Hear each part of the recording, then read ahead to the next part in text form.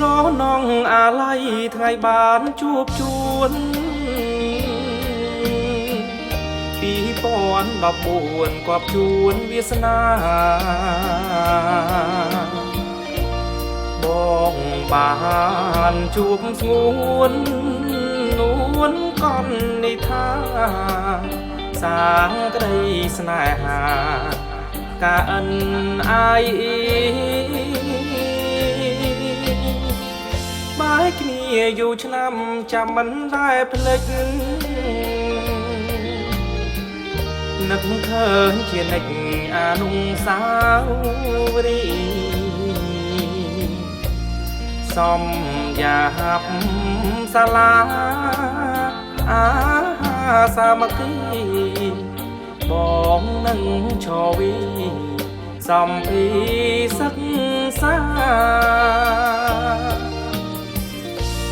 អរគុណអរគុណ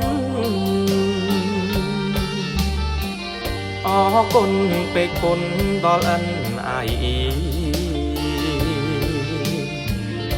និស័យដដៃជួបថ្លៃជីវីជួបលើកទី2ស្រីល្អកនឡងអវិជ្ជាស្ថានជាតិអប់រំអើយកនឡាយនេះហើយជាត្រើយចម្លងដល់ទាំងចំណេះអាជីពគ្រូផងអរគុណកនឡងគុណអិនអា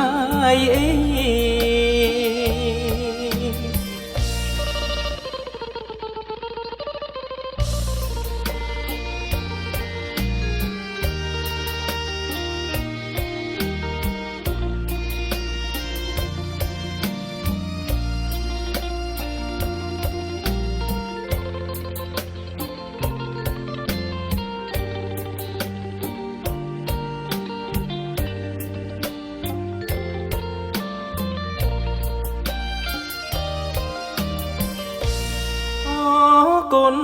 អរគុណអរគុណពេកគុណដល់អិនអាយនិស័យដដៃជួបថ្លៃជីវីជួបលើកទី2ស្រីល្អកនឡងអវិជ្ជាស្ថានជាតិអប់រំអើយ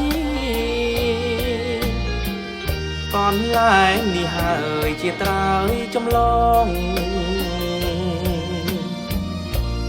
ដល់ទាំងចំណេះអាជីពគ្រូផងអរគុណកនឡងគុណអិនអាយ